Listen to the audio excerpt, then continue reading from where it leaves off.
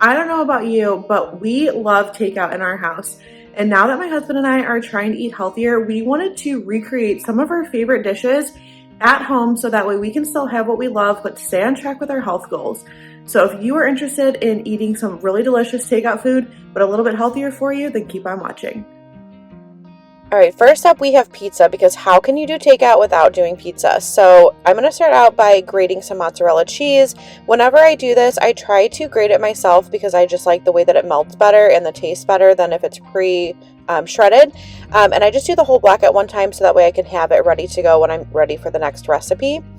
And then this is the crust that I'm going to use. This crust is actually all cauliflower and cheese and egg white. Some of them that show that they're like cauliflower crust, you have to be careful and read the label because it's just part cauliflower and then you get into like traditional flours. So this is the one that I'm testing out, and what I'm going to do is just take it out of the package and then you place it on a sheet of parchment paper and then you bake it in the oven for 10 minutes. And this is to allow the crust to become crispy, and you can see here that it's starting to become crispy. I went ahead and then flipped it over.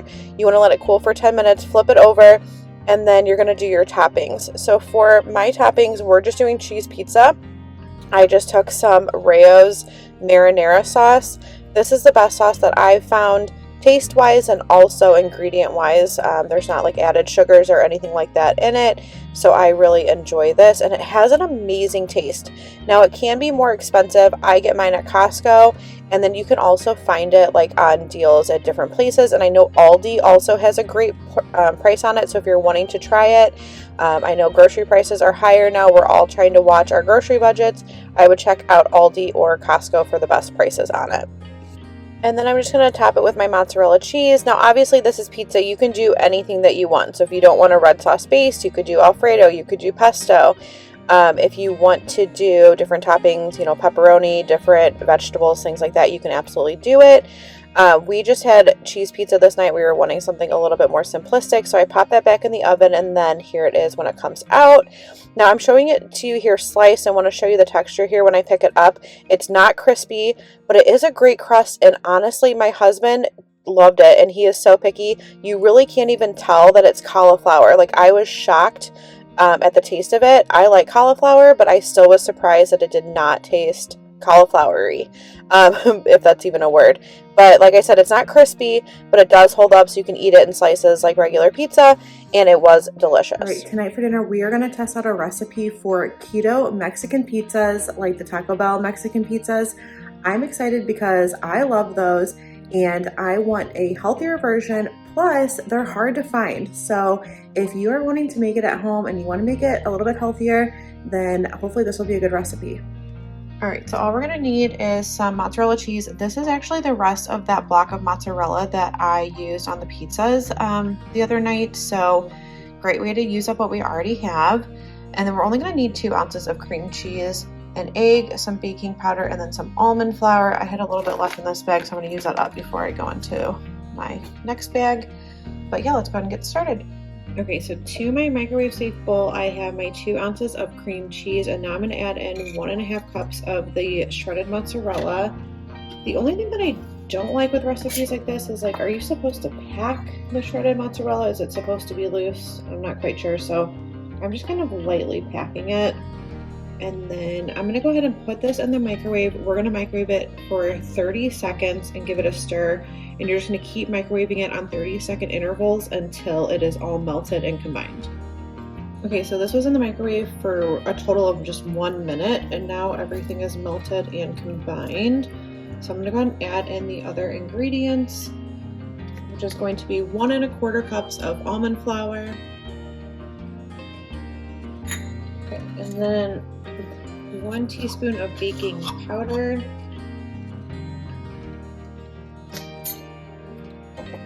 And 1 egg.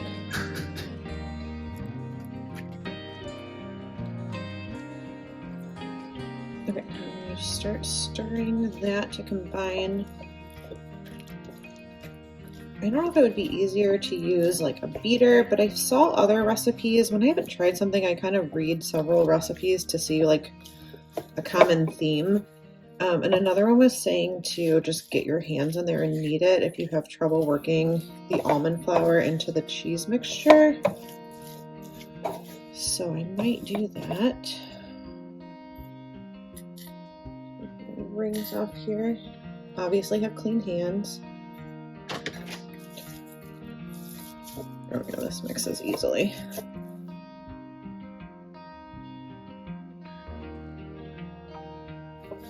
So now we're just going to divide this in half. I'm just going to take my hands and do that. And then we're going to roll this out in between a couple of sheets of parchment paper until it's thin. And then we're going to cut out our tortilla shapes. Okay, I don't know how big of a piece of parchment I need, so we'll learn from this together. But I'm just going to put my dough in the center of the parchment and then place the second sheet on top.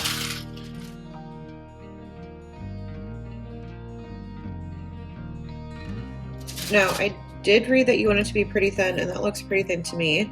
So I'm going to go ahead and grab a lid and use that as a guide for cutting this out. Okay, so I'm just using like a lid to one of my pots, and I'm going to just press that down. I think you could cut around it, but try pressing it. Perfect. Now, I'm not good at rolling things out evenly, so I'm going to have to re-roll this so I can cut another one like the correct size. But then I'm going to go ahead and remove these and put them on parchment to bake in the oven. I just want to show you, this does come up really easily. I was a little bit afraid, well, as I rip it right here. I got a little too thin right there. But the dough does pick up pretty easily.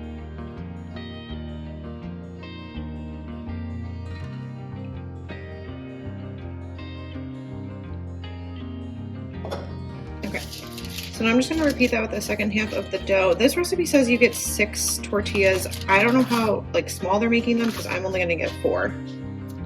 Okay, so I put the tortillas on parchment on my baking sheets. They're going to bake at 350 degrees for about 10 minutes, flipping it halfway through. I think 10 minutes. But I was just talking to my husband about this, and I do not understand how this recipe is 6 servings because that would make 12 tortillas because you use 2 per Mexican pizza. And unless they're making them a lot smaller, I don't get it. So I got 4 and then had a little bit of dough left over. But we're excited to give it a try. Okay, so also I saw recipes where you can add seasonings into the tortilla dough, but I just followed this one and didn't do that because 1, I don't know how it's going to turn out, so I don't want to like put a bunch of stuff inside of it. And 2, because we're going to be adding like the ground beef that has taco seasoning and the enchilada sauce and cheese, I don't know that it's going to need it. But I'll let you know if I think that they should be seasoned, and you can keep that in mind if you ever try out this recipe. And then also I was thinking, obviously this takes more time than using like pre-made tortillas. So if you have like a busy night, you don't have to do this stuff. Like I said, you can buy them.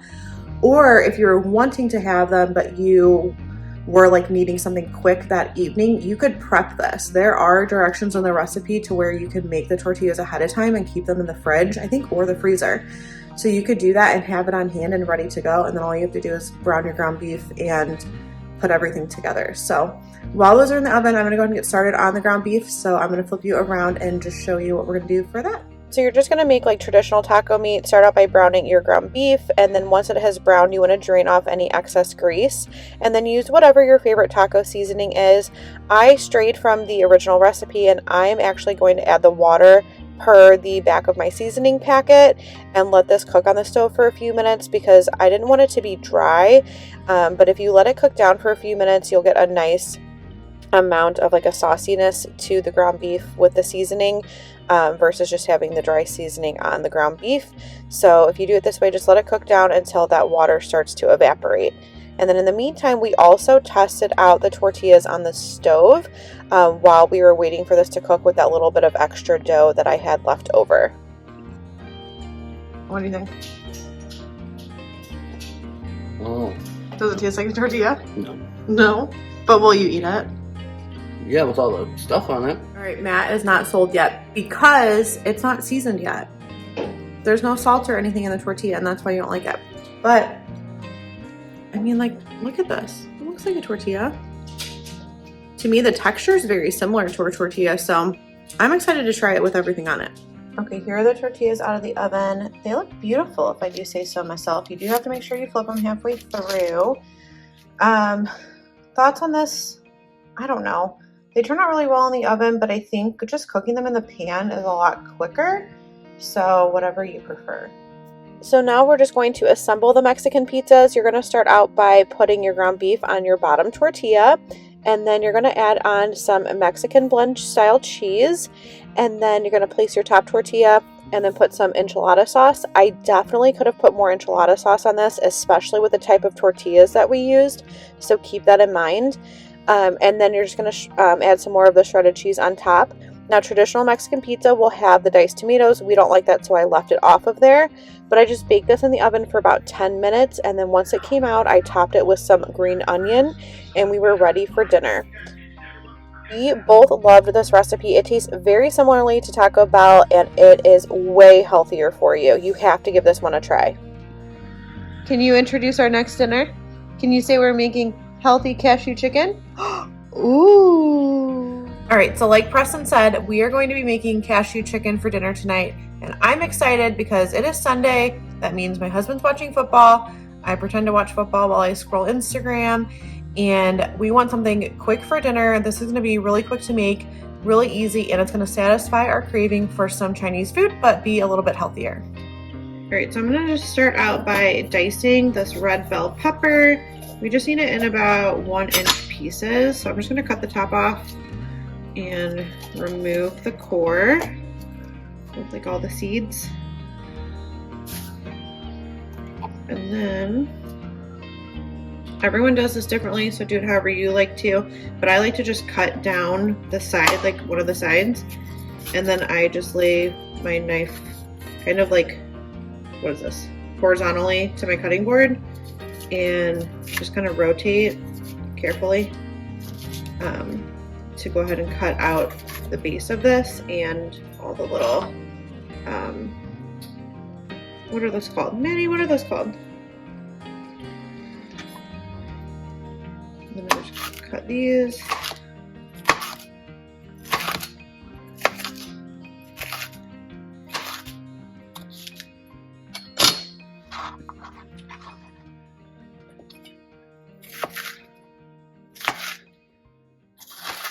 The rib, that's what I couldn't think of, the rib. So now we have our little pieces. And then this top part here, you can just pull off like what's left of where the stem was, and then you have these little pieces that you can eat. All right, so I went ahead and diced up a couple of chicken breasts. You can also use chicken thighs if you would prefer, but you just want them about like 1-inch pieces. And then I'm gonna go ahead and mince up some garlic and then ginger. Someone gave me the tip, one of my subscribers gave me the tip before about keeping this in the freezer. So that's what I've been doing. So I'm just gonna take a piece out and then mince that up as well, or you can just like grate it on like a fine mesh grater. Okay, so now I'm going to combine all of my ingredients to make the sauce. I like to just do this directly into my measuring cup. So I have 3/4 cup of water, and then to that I'm going to add in 1/4 cup of rice vinegar,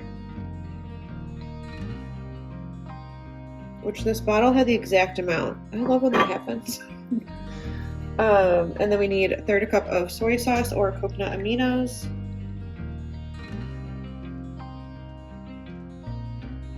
1.5 teaspoons of sesame oil, so that is a 1/2 tablespoon.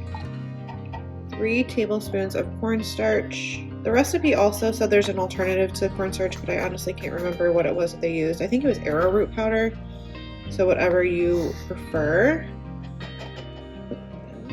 And then 3 tablespoons of honey. Alright, and then I'm just going to whisk those all together. Alright, so now we're just going to set this to the side while we cook up our chicken, and then we'll come back to it in just a little bit. Okay, so the only other thing that you're supposed to prep per the recipe is broccoli, but I'm just using frozen broccoli, so I'm just going to cook this according to the package directions in the microwave, and then just wait to add it because it's not going to need to cook in the pan. But we have our sauce ready, the bell pepper, garlic, ginger, broccoli, and our chicken. So now we are ready to cook. And I almost forgot, we obviously need cashews for cashew chicken. So you need 3/4 cup of cashews. So you're just going to start out by heating a tablespoon of olive oil in your pan and then add in your chicken. If you really want it to get brown, you want to do this in batches so it doesn't overcrowd the pan, but I didn't really care about getting too much color on it. I just wanted to cook it through. Since it was cut into such small pieces, this cooked really quickly. It only took a few minutes on the stove. I went in and just tossed it so it could cook on the other side, and then we're going to remove this from the pan before cooking the veggies.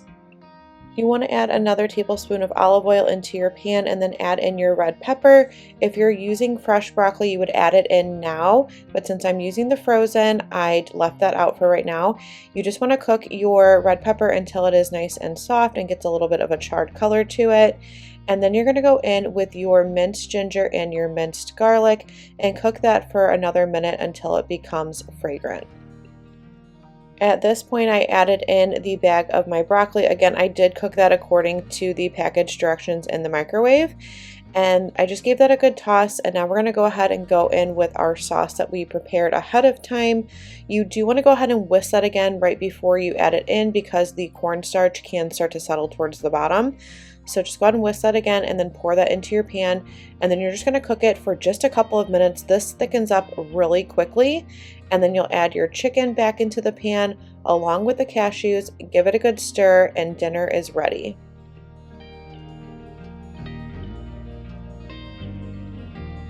I have to say, this looks just like a Chinese restaurant to me. We're having it plain, but you can serve this over rice or cauliflower rice.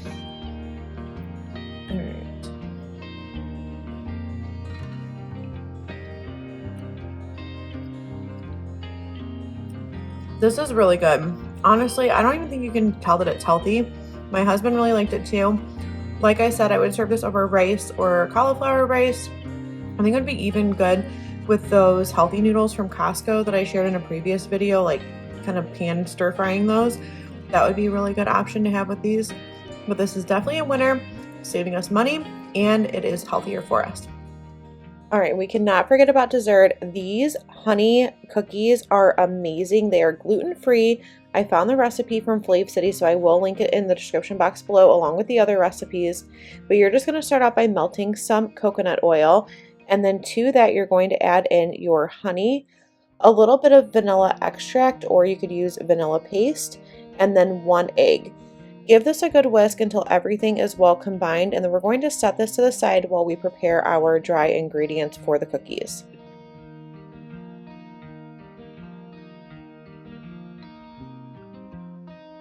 For the dry ingredients, all you need is some almond flour and then some baking soda. And then you're also going to add in a little bit of cinnamon. Something I love about this recipe is it's just a few ingredients and it's definitely a healthier option for you, and they taste amazing. I actually made these when I had my parents over for dinner and they love them as well. So it's definitely a crowd pleaser, and like I said, I love them. So you definitely need to give this recipe a try.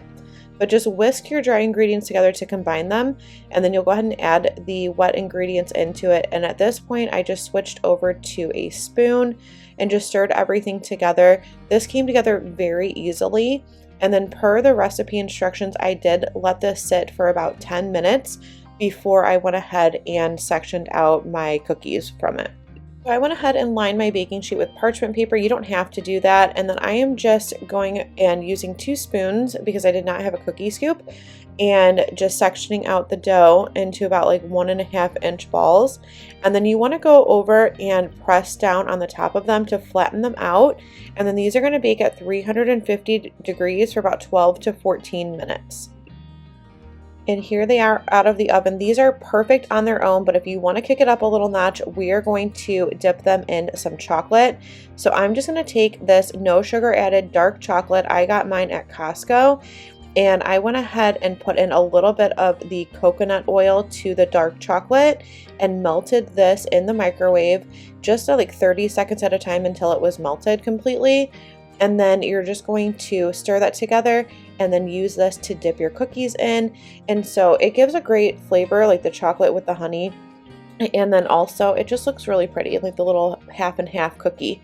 So these were really fun. And like I said before, we all love them. So I do highly recommend this recipe. I also wanted to mention that I tried out different methods of dipping it or using the spoon to kind of help me get the chocolate on the cookie. But I found the easiest was just to tilt the bowl to the side like I'm doing here and dip it in. It was so much quicker. Once I had them all dipped, I just popped these in the fridge so they could set and then they were ready to serve. Thank you so much for joining me in my kitchen today. If you're new here, I would love for you to subscribe and join my YouTube family, and I will see you guys in the next video.